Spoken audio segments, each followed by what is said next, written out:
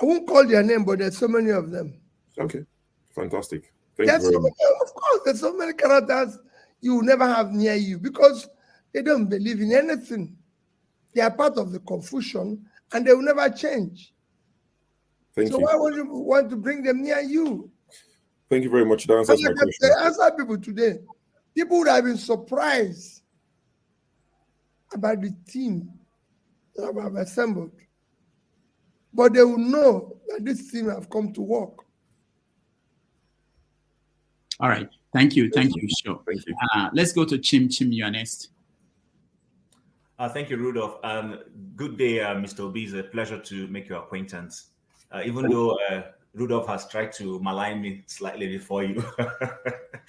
All right. My question is this. I know you've tried to answer it in a certain way, but I'm still not very satisfied. So, bear with me. So we know that we run a presidential system of government, and you have declared yourself to be an opposition leader based off the outcome, and you want to help hold those in government to account. Now, I guess the thing is, a lot of people, with the way they see you as somebody of influence, believe that a lot of your Labour Party members of the National Assembly actually won their elections in part to your influence, in part to the fact that people believed in you and so voted for those people. Now, the frustration a lot of people have, including me, is that you're saying you're not in charge. But some people believe that we're not asking you to use a gun or use a whip and beat people, but rather to use that influence to inform the way your members of the National Assembly vote, such that when they see that credibility, perhaps it will be a carryover into 2027 to help to say, okay, this is what we missed when we did not get a Peter Obi and a majority LP in National Assembly. So if you're unable to do this, what do you say when people say that you're not bearing your influence in Labour Party? That's my question. The only thing I can tell them is two things. Let me, even before I answer that, tell you that quite a number of Labour Party legislators are doing the right things. If you follow them, quite a number of them. But that notwithstanding, I've governed the state with 30 members. Are you hearing me? Yeah, we can hear you. I've governed the state with 30 members, not from my party. Rudolph knows what I'm talking. And I was able to do what I want to do. Return school when I had no single member from my party. Been able to empower hospitals owned by voluntary agencies without a single member from my party, and took other decisions. I still maintain the only thing I can do is to continue to preach and urge them to do the right thing. Other than that, it does not in any way shows, it's like saying, because my brother or my sister or my wife or my children is a thief, God forbid, I am. You cannot do that. I cannot say because Rudolph's brother is an addict, then Rudolph is. And Rudolph cannot control him. You persuade, you do whatever is possible to tell them to do the right thing. But it is a different thing if Rudolph has power to say to this person, if you do this, this will happen. If we do this, this will happen. That's when you test and say, this person can do this. I did it when I was being impeached. I still took those decisions because I was in charge. And I said, this is what I want. And it must happen. I say every day that I'm going to fight corruption. And people say to me, how? I say, when the person in charge is not stealing, his wife and children are not. Listen, if you know, my brother was impeached. Go and read my three reasons why I was impeached. My first impeachment. One was for cutting the cost of renovating my office. Two was cutting the cost of renovating my lodge. Number three was for saving money. I still continued with saving after my impeachment. I returned because I was in charge. But it's difficult to go and tell somebody else whom probably don't know what the circumstances and everything. You, of course, you talk, and I can tell you they are different today. Other legislators, they might not be to the level you want them to be, but it's a gradual process. Just like I tell obedience and everything, when it's not in a sprint race, we're in a marathon race. That change is what we'll continue to preach until everybody abides by it. All right. Thank you, Chim. Let's go to Mr. James in the Gambia. James, yes. Yeah. Good evening, sir. I'm sure you can hear me. I can hear you very well. Thank you. During the last election, I was a bit disappointed that 4 presidential candidates went to Chatham House in London. Mr. Bola Tinubu, Atiku, yourself, and Kwakwanso. Considering the fact that we are really under the influence, there's so much foreign interference in the internal affairs of Nigeria. Considering also the fact that these are the same colonialists who colonized us for 400, who subjected us to 400 years of slavery. May we please know the kind of things you discussed with these men at Chatham House behind the scene, because it's not what we see on the television alone that transpired. That is the question. Categorically, I did not discuss anything with anybody behind the scene. And when I actually arrived UK that morning, did my presentation and left at night. And there was no discussion. I even answered it where I was talking to Harvard people today. Now, we have no reason to have foreign intervention or foreign influence in our country. And I'm one person who insists it shouldn't be. All right. Thank you, Mr. James. Tone, you're next. Hello, Your Excellency. Thank you for being here today. Right. My question is, we witnessed all what happened in the last election, regrettably, and we're preparing for 2027. In view of the fact that we all saw the role of the INEC, of INEC rather, and the judiciary, nothing must have changed. So what's the assurance that is not even going to get worse in 2027? What is the Labour Party doing to prepare ourselves for these two agencies? Because obviously, clearly, the judiciary is has not done very well, and INEC as well. Well, my take in it is that my guess is as good as your guess. We're doing everything possible to ensure it does not happen again. They're not entirely what I'll answer here. We're not going to shoot people. We're not going to kill anybody, but we're doing everything possible to ensure that it doesn't happen again. And I urge Nigerians to also get involved. Just like I tell the youth, it is about your future. We'll get involved in a civilized, civil manner to ensure that it does not happen again. All right. Thank you, Tone. Flagship, you're next. Thank you, Rudolph. Am I audible? Yeah. Good afternoon, Governor Obi. It's a pleasure to meet you. It is said that the strength of any nation is measured by how well it takes care of its people, most especially the vulnerable. Yes. The village of Okwama in Ughelli South local government of Delta State recently had a sad event. Unfortunately, We lost most of our gallant men in the process, and a couple of people in the community as well. It's over 3 weeks now, and it seems like the people there that have been displaced have been forgotten about. This week, the Vanguard newspaper published some photos which showed the women, old women, young women, and kids that are living in the forest around the Kwama village.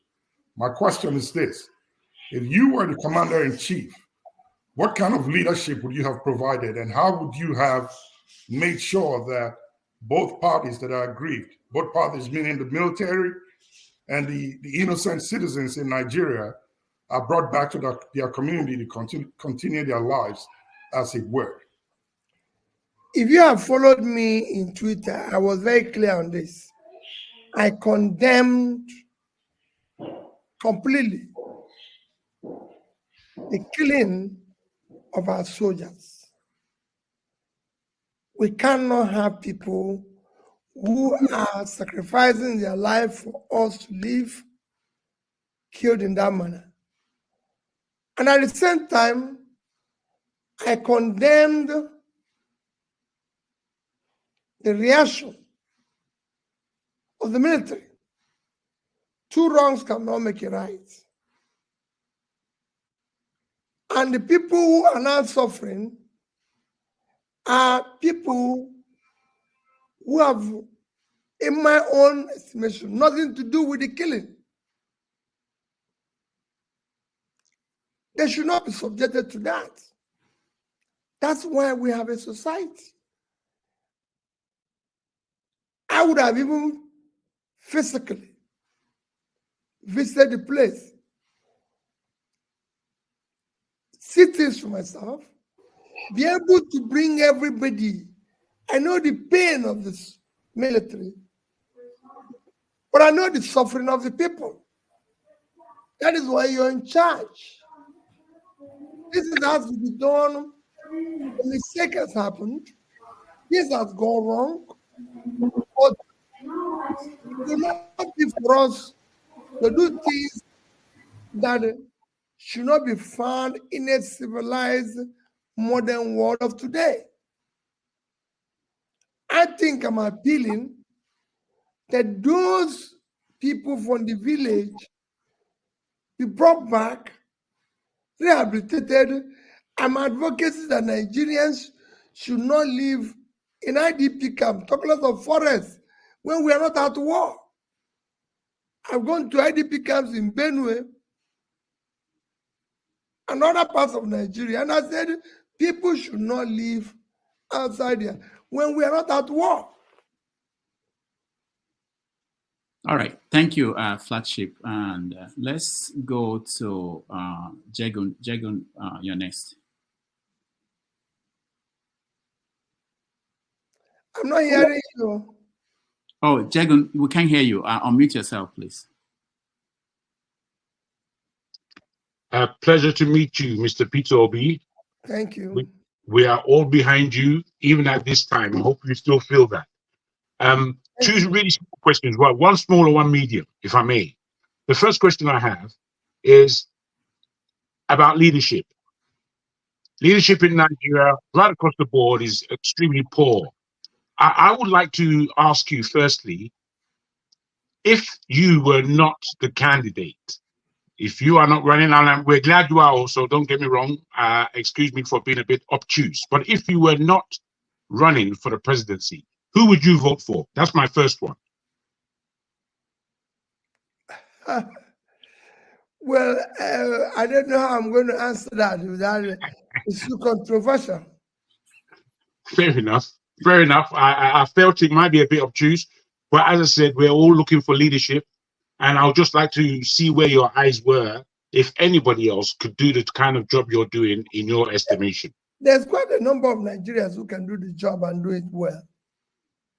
Fair enough, sir. You know, The second one of them, but at this stage, I don't need to mention. As I said, I'm not desperate to be president, but I'm desperate to see Nigeria work. And I'll support Nigerians who are competent, who are qualified. For me, at this stage where we are, we must look for the best. People with credibility, people with character, people who are competent, people who have the capacity, and people who have compassion. It is important. We cannot I respect that. Where we are now, where it is everything fits. Yes, sir. Something a bit deeper, if I may. Global geopolitics and the configuration of the world today, and the fact that we're ever headed into the future. Does Nigeria stand a chance of catching up in real terms, and not in glowing terms of glorification? In real terms, in your most curt analysis of the situation? Very easy. That's not Nigeria and Africa stands the chance of catching up because you have so much resources. So much resources. The reason I said geopolitics, I beg your pardon, sorry. The reason why I said geopolitics, because I'm speaking about what is going on outside of Africa that is holding Africa back. And I don't mean that as a piecemeal. I mean, there are strategies outside of Africa that are working against Africa. That's the geopolitics. That's what I said before, that we have a chance of catching up. In fact, like I said, this was a question I answered today. Nigeria has no reason for anybody to hold it back. It is this elite, the drivers of our continent today, mostly, I'm not saying all, the drivers of Nigeria today, which have meant the political class, are mainly people occupied by people who have since passed their destination and must leave the stage so that people can come, people who have ideas, vision, and commitment. For example, if I use Nigeria, we have no reason to be held back by anybody. We have all the resources, God-given resources, to be able to determine our future. We don't have nothing to do with AIDS. You've seen me condemn that Ukraine gave Nigeria grain. How can a country at war be giving us grain? Ukraine have 603,000 square kilometers of land space. Northern Nigeria is bigger than Ukraine. Just northern Nigeria. And we have the same arable land as they have. Can grow the same grain they're giving us. But because 60-70% of their land is cultivated and productive, when 60-70% of all is uncultivated and unproductive. The things you do, they will know you're serious. All right. You Thank you so much, Jagun. Eagles Air, you're next.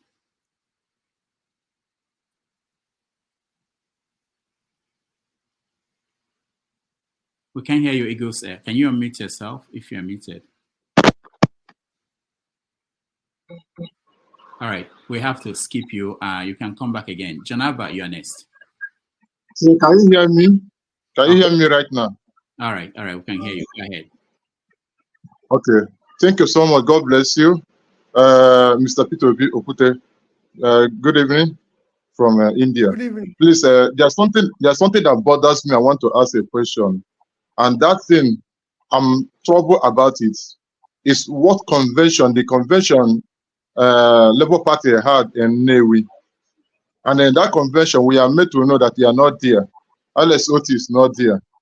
And the Labour Union leader are not there. TUC are not there. So, and since that time, I have not seen you make a comment concerning that convention that bring Julius Abure back again as the leadership. And the Labour Party and TUC say, no, they are not part of it. Even INEC said that they are not there when this thing was conducted. So what is your take? Because this means that they're going to affect you in future. So what is your take towards the convention that happens? And your stand in Labour Party concerning future? If you have followed me, I've said it repeatedly, that from the onset, I said there's a lot of consultation that needs to happen. And that whatever happens in labor, we will resolve it with a lot of consultation. There are not things I want to make public, but I'm of the opinion I didn't go because I believe there was not enough consultation and things would have been done differently. But in it, you called me leader. I'm a father. There are things when I have children and everybody will disagree. We manage it. What is happening in Labour Party today? It goes, it's not up to 5% of what is happening in other parties. So we manage it and everything. And remember, whoever is this or that in the party, is not a problem is how to solve the huge Nigerian problem. But with party on, we will amicably solve it going along.